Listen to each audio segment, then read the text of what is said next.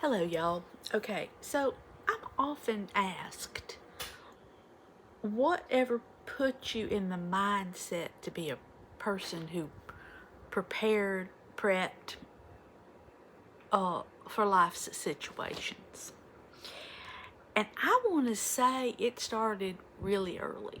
I mean, watching my grandma, my mama, but also in the fourth grade, uh, our teacher introduced us to the Laura Ingalls Wilder series, and this one particularly, The Long Winter.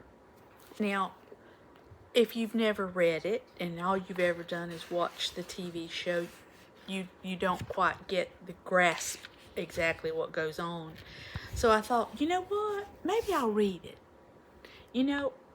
I read it pretty much. I try to read it once a year. Um, it's I love it. uh I like the show okay, but it's the books that I really like. Someday I'm gonna go to Missouri and see where she lived. That would be Laura Ingalls Wilder. But so here we go, y'all. Now I'm not real good at this reading out loud, so we'll see how this goes. Chapter 1. Make hay while the sun shines. The mowing machine's whirling sound cheerfully from the old buffalo wallow south of the claim shanty, where the blue stem grass stood thick and tall, and Pa was cutting it for hay. The sky was high and quivering with heat over the shimmering prairie. Halfway down to sunset, the sun blazed as hotly as at noon. The wind was scorching hot, but Pa had hours of mowing yet to do before he could stop for the night. Laura drew up a pailful of water from the well at the edge of the big slough. She rinsed the brown jug till the water was cool to the hand. Then she filled it with fresh cool water, corked it tightly, and started with it to the end of the hayfield. Swarms of little white butterflies hovered over the path. The dragonfly was with gauzy wings swiftly chased ping a gnat. On the stubble of the grass cut, the stripped gophers were scampering. All at once they ran for their lives and dived into their holes. Then Laura saw a swift shadow and looked up at the eyes and claws of a hawk overhead. But all the little gophers were safe in their holes. Pa was glad to see Laura with the water jug. He got down from the mowing machine and drank a mouthful. Ah, that hits the spot. And he tipped up the jug again. Then he corked it. Setting it down on the ground, he covered it with cut grass. This sun almost makes a fellow want a bunch of sprouts to make a shade, he joked. He was really glad there were no trees. He had grumbled so many sprouts from the clearing of the big woods every summer. Here in the Dakota prairies, there's not a single tree, not one sprout, not a bit of shade anywhere. A man works better when he's warmed up, Pa said cheerfully, and chirped to the horses. Sam and David plodded on, drawing the machine. The long, steel-toothed blade went steadily whirling against the tall grass and laid it down flat. Pa rode high on the iron seat, watching it lie down, his hand on the lever. Laura sat in the grass and watched him go once around. The heat there smelled as good as the oven when bread was baking. The little brown and yellow striped gophers were hurrying again, all about her. Tiny birds fluttered and flew, clinging to the bending grass stems, balancing lightly. A striped garter snake came flowing and curving through the forest of grass. Sitting hunched with her chin on her knees, Laura felt suddenly as big as a mountain when the snake curled up its head and stared at the high wall of her calico skirt. Its round eyes were shining like beads, and its tongue flickering so fast that it looked like a tiny jet of steam. The whole bright striped snake had a gentle look. Laura knew that the garter snake will not harm anyone, and they are good to have on a farm because they eat the insects that spoil the crops. It stretched its neck low again, and making a perfectly square turn into itself because it could not climb over Laura. It went flowing around her and away into the grass. Then the mowing machine whirled louder, and the horses came nodding their heads slowly in time with their feet. David jumped when Laura spoke almost under his nose. "Whoa," Pa said, startled. "Laura, I thought you'd gone. Why are you hiding in the grass like a prairie chicken?" "Oh, Pa," Laura said, "why can't I help you make hay? Please let me, Pa, please." Pa lifted his hat and ran his fingers through his sweating, damp hair, standing it all on the end and letting the wind blow through it. "You're not very big nor strong, little half-pint." "I'm going on 14, Laura said. "I can help, Pa. I know I can." The mowing machine had cost so much that Pa had no money left to pay for help. He could not trade work because there were only a few homesteaders in this new country, and they were busy on their own claims. But he needed help to stack the hay. "Well," Pa said, "maybe you can. We'll try it." "If you can, by George, we'll get this haying done all by ourselves."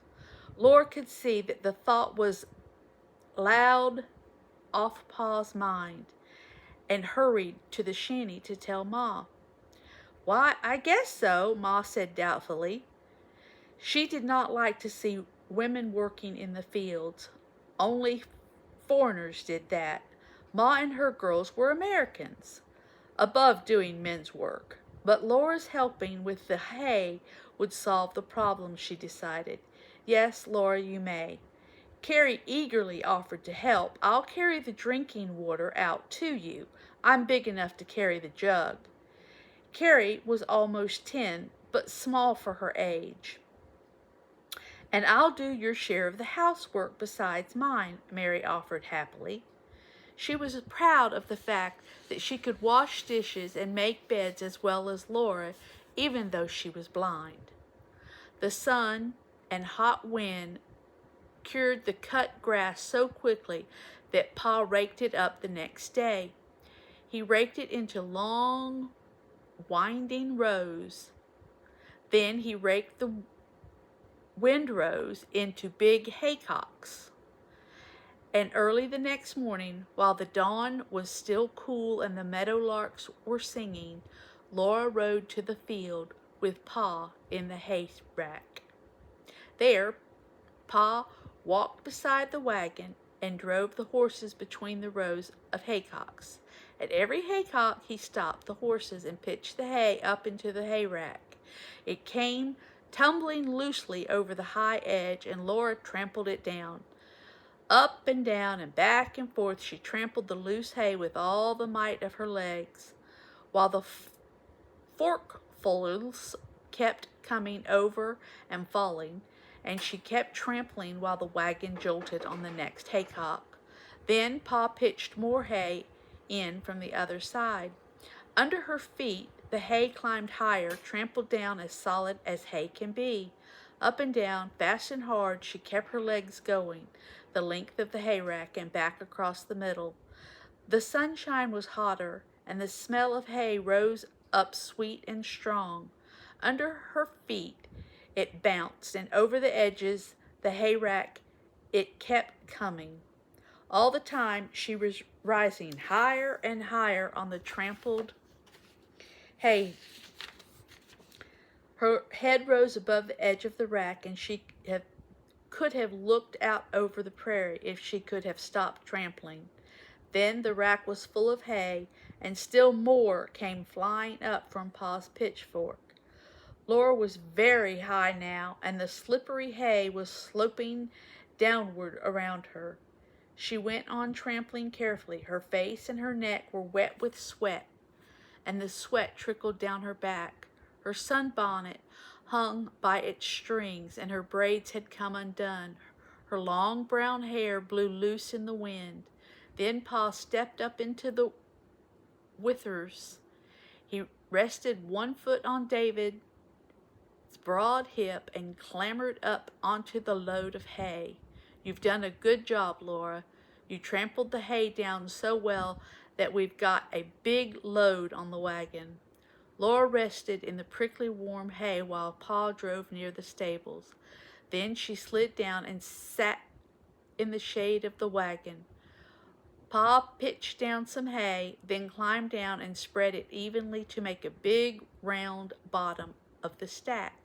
He climbed onto the load and pitched more hay, then climbed down and leveled it on the stack and trampled it down. I could spread it, Pa, Laura said. You wouldn't have to keep coming up and down, up and down. Pa pushed back his hat and leaned for a moment on the pitchfork. Stacking's a job for two, that's a fact, he said. This hay takes too much time. Being willing helps a lot, but you're not very big, little half-pint. She could only get him to say, well, we'll see. But when it came time to go back for the next load, he gave her a pitchfork and let her try. The long fork was taller than she was, and she did not know how to use it, so she handled it clumsily. But while Pa tossed the hay from the wagon, she spread it as well as she could, walking round and round the stack to pack it down tightly.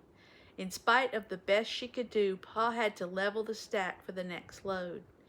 Now the sun and the wind were hotter, and Laura's legs quivered while she made them trample the hay. She was glad for the rest, for the little times when the field and the stack. She was thirsty, then she was thirstier. And then she was even thirstier. She could think of nothing else. It seemed forever, till 10 o'clock when Carrie came lugging the big jug half full. Paul told Laura to drink first, but not too much. Nothing was ever so good as the cool wetness going down her throat. At the taste of it, she stopped in surprise, and Carrie clapped her hands and cried out laughing, "Don't tell, Laura, don't tell Pa till he tastes it." Ma had sent them ginger water.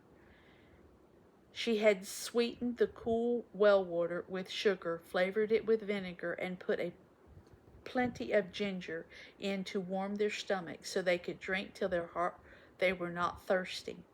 Ginger water would not make them sick, as plain cold water would when they were so hot. Such a treat made the ordinary day into a special day, the first day that Laura helped with the haying. By noon they had hauled all the hay and finished the stack.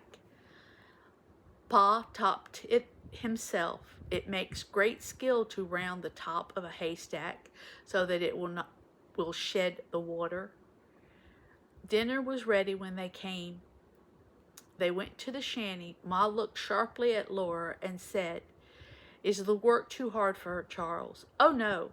She's stout as a little French horse.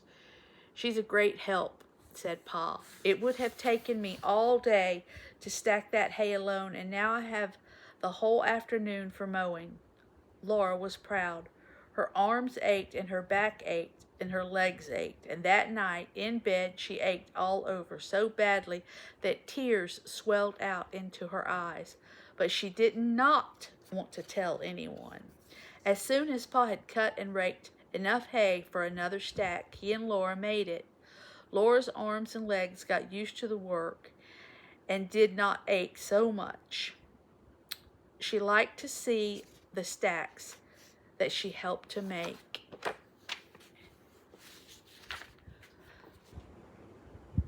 Pa made a stack on each side of the stable door and a long stack over the whole top of the dugout stable beside these. They made 3 more big stacks. Now all our upland hay is cut. I want to put up a lot of sloth hay, said Pa. It doesn't cost anything, and maybe there'll be some sale for it when the new settlers come in the next spring.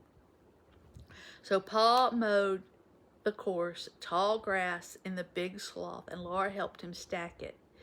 It was much heavier than the blue stem grass that she could not handle it with the pitchfork, but she could trample it down.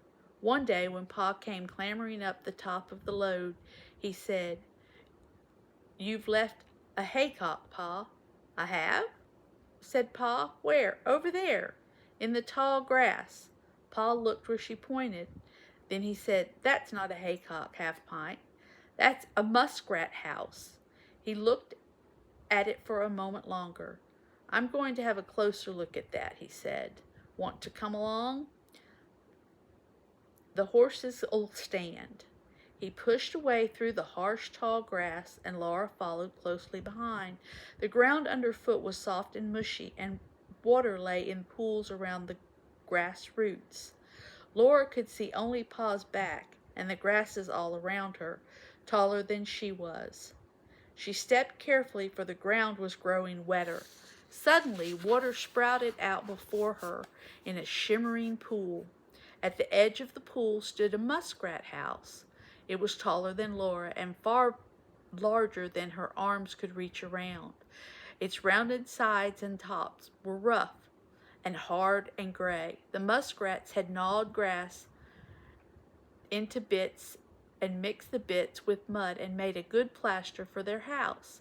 And they had built it up solidly and smoothly and rounded the top off carefully to shed rain. The house had no door. No path led to it anywhere in the grass stubble around it and along the muddy rim of the pool. There was no paw print. There was nothing to tell that the muskrats went in or out of their house. Inside those thick, still walls, Pa said the muskrats were sleeping now, each family curled in its own little room lined softly with grass.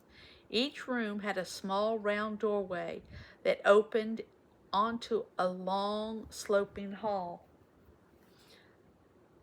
The hallway curved down through the house from top to bottom and ended in the dark water. That was the muskrats' front door. After the sun had gone, the muskrats woke and went pattering down the smooth mud floor of their hallway. They plunged into the black water and came up through the pool to the wide, wild night under the sky. All night long, in the starlight and moonlight, they swam and played along the edge of the water, feeding on the roots and stems and leaves of the water plants and grasses. When dawn was coming ghostly gray, they swam home. They divided and came up through the water door, dripping. They went to up the slope of their hallway, each to his own grass-lined room. They then curled comfortably to sleep. Laura put her hand on the wall of the house. The coarse plaster was hot. Hot wind and sunshine had made it hot. But inside the thick mud walls in the dark, the air must be cool. She liked to think of the muskrats sleeping there. Pa was shaking his head. "We're going to have a hard winter," he said, not liking this prospect. "Why, how do you know?" Laura asked in surprise. "The colder the winter will be, the thicker the muskrats build the walls of their houses," Pa said. "I never saw a heavier built muskrat house than this one." Laura looked at it again. It was very solid and big, but the sun was blazing, burning her shoulders through the faded thin calico, and the hot wind was blowing, and stronger the damp mud smells of the slough. The ripening smell of the grasses parching in the heat. Laura could hardly think of ice and snow in the cruel cold. "Pa, how can the muskrats know?" she said. "I don't know how they know," Pa said, "but they do. God tells them somehow, I suppose." "Then why doesn't God tell us?" Laura wanted to know. "Because," said Pa, "we're not animals. We're humans. And like it says in the Declaration of Independence, God created us free. That means we got to take care of ourselves." Laura said faintly, "I thought God takes care of us." "He does," Pa said, "so far as we do what's right. And he gives us a conscience and brain to know what's right. But he leaves it to us to do as we please. That's the difference between us and everything else in creation." "Can't muskrats do what they please?" Laura asked, amazed. "No," said Pa. "I don't know why they can't, but you can see that they can't. Look at the large muskrat house. Muskrats have to build that kind of house. They always have, they always will. It's plain they can't build any other kind, but folks build all kinds of houses. A man can build any kind of house he can think of. So if his house don't keep out the weather, that's his lookout. He's free and independent." Pa stood thinking for a minute. Then he jerked his head. "Come along, little half-pint. We better make hay while the sun shines." His eyes twinkled, and Laura laughed, because on the sun was shining with all its might, but all the rest of that afternoon they were rather somber. The muskrats had a warm, thick-walled house to keep out the cold and snow, but the claim shanty was built of thin boards that had shrunk in the summer. The narrow batten hardly covered the wide cracks in the walls. Boards and tar paper were not a very snug shelter against the hard winter. Okay, so that's the end of the first chapter. We'll see how well that goes over. I would like to continue to at least read so that it's not just for subscribers, quite honestly. It's also a reference for my granddaughter, so that when I'm no longer here, she will still have this. So, good night, y'all. Have a good night. Say your prayers. Be kind to others. Hopefully I'll see you tomorrow. Bye-bye.